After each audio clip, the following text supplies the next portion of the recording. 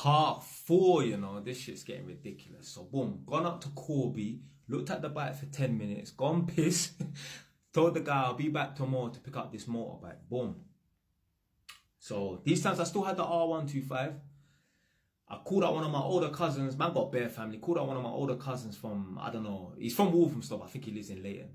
He's picked up a big van and picked me up from my mum's yard and taken me down to Corby to get this motorbike. Because obviously I can't ride a big motorbike. I'm not legal to. Now, could I have got back on it? Yeah. But I have no experience riding a 600 and that. You don't want to be the first time you're riding a 600 motorbike to be getting on the fucking motorway. Like, that is not sensible and that. So anyway, boom.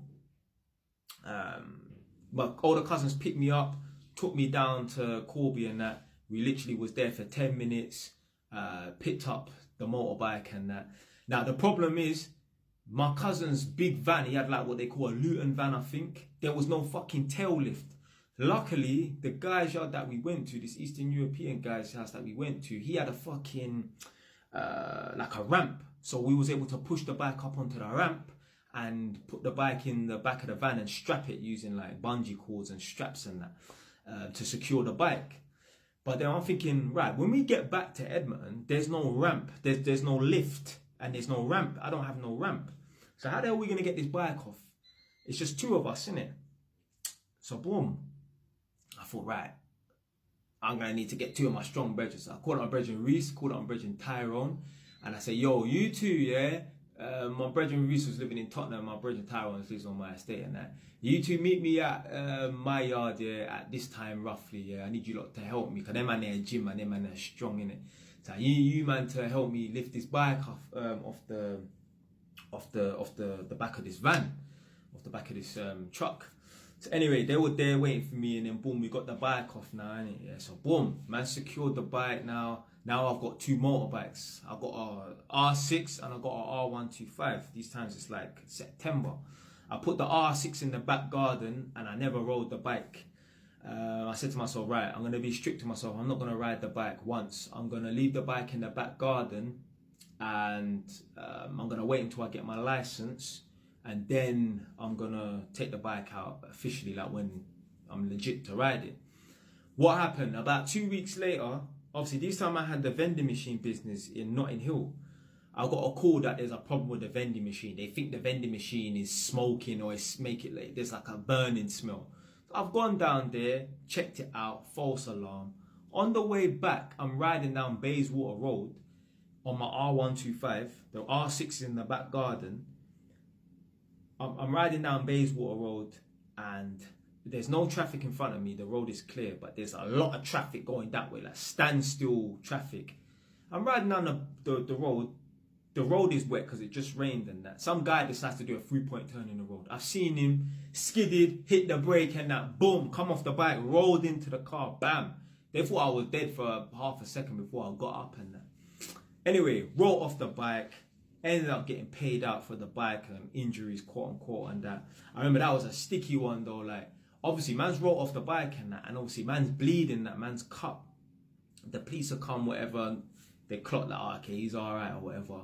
But obviously man's got cuts and grazes and scratches and that, and he's bleeding and that. Man's gone to a local hotel and that and asked him for like a first aid kit.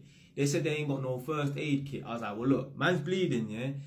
Give me some, you've got any alcohol? The guy gave me vodka. I was dabbing the vodka in fucking tissue and wiping it, like cleaning off this cut that was bleeding, because you know, apparently you can use vodka, alcohol to clean your wounds and that. Because all like, you know, like, I ain't gonna show you, but like antibacterial's got alcohol in it. So I decided to use that to clean off the wounds and got the bike taken away and then eventually the insurance company paid me out for the bike. So these times, man's legitimately bikeless. I have no motorbike. So this time I had to take bus to work and them things there when I was an apprentice and that. What happened next? So yeah, September, October and that, man has no motorbike. I've got the R6 in the back garden, but I'm not legit to ride it. I have no R125.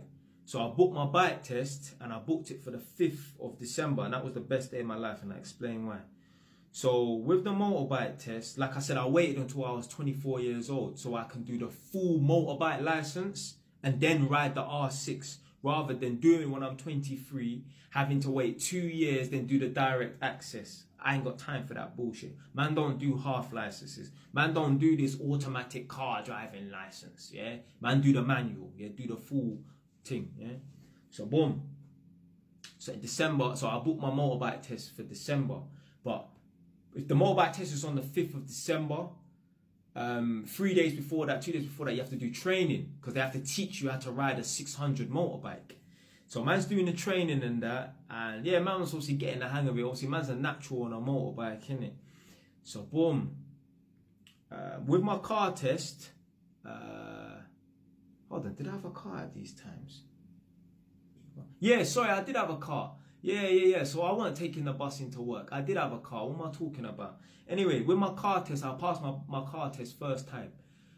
With my motorbike test, obviously, man's doing the training and that, and gone down to the Enfield Motorbike Test Centre.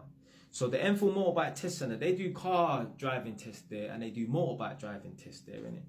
So boom. The motorbike test is split into 3 parts. A theory test, which I already did. You have to do the theory test before you can do the motorbike training. I've done that. Then there's the indoor riding test where you ride around cones, avoid an object in the road, emergency stop, all that stuff. So when you're doing that, which is the first part of your test, the other motorbike riders that are taking their test, you're all inside like this building, yeah? And everyone can see you doing your part 1. And some people are like, yeah, he failed, because when you're doing a U-turn, if you put your foot down, you fail. They don't give you no second chances and that. So a certain man were failing in that. So obviously that just adds natural pressure to the situation, innit? So boom. So anyway, man's done my part 1 and that. Passed it first time, no problem. Cool. I think it was like the next day I had to do my part 2, which is the practical riding out on the streets. With the car test, your car test is 45 minutes long, driving out on the street. With the motorbike test, part 1, you do 15 minutes in this in this gated off little area where you're doing obviously the maneuvers and that, and then 30 minutes on the road the next day or the same day, whatever, innit? Boom. So the next day, man's gone out now, innit, on the motorbike and that, and obviously you don't have a man sitting next to you because it's not a car, it's a motorbike. So you got earphones in and you can hear what the guy's saying. I don't know if you can talk back to him, but I know you can hear what he's saying. So a man will be following you on a motorbike whilst you're doing your motorbike test. So you're on a motorbike riding, the guy's behind you on a motorbike telling you what to do. Pull over, stop, do a 3-point turn, do an emergency stop potentially. Can't remember about the emergency stop. If they don't have any motorbikes to follow you, they will be in a car following you because they're still giving you commands. It doesn't matter if they're in a bike behind you or whatever. So yeah, man's riding around Enfield and that, and I could have made a vital mistake. I think I was on a road that I thought was a 20, but it was a 30 road. And obviously you can get minors for driving too slow. But if you're driving too slow and someone overtakes you, that's a major. But fortunately, no one was driving down this road. No one overtook me. So I got lucky. He told me to pull over and that. And I think I got a minor for the way I pulled over or something like that. Cool. But anyway, man's passed the test first time. Now, the reason why that day is the best day of my life is because prior to that, man's come up to Northampton and viewed a bunch of properties and that, and put in an offer on this property. But the vendor, the person who's selling this property, when the offer was put to him, he weren't responding for like 2 weeks. So I thought, man's not going to get this property and that. Man's starting to look elsewhere and now I'm thinking, I've got to come up to Northampton again, look for properties and that. Kept on contacting the estate agent. The estate agent saying, we ain't heard from him. This is very unusual. We don't know what's going on. I'm telling the estate agent, look, you lot got another property and that. I want to go and look at that property. He's like, nah, just be patient. Innit? Let's try and get this property sold to you first and then we'll look at others. I think it's because the guy wanted me to buy that property because he was selling it rather than another property that one of his work colleagues was selling, innit? So boom, 2 weeks has gone, ain't heard nothing from this vendor and that. So on the 5th of December, which was a Friday, I believe, or it might have been the 2nd of December, but it definitely was the first Friday of December of 2016. I passed my motorbike test. Obviously, I was very happy and that. Right, there is going to be a part 5. Fucking hell.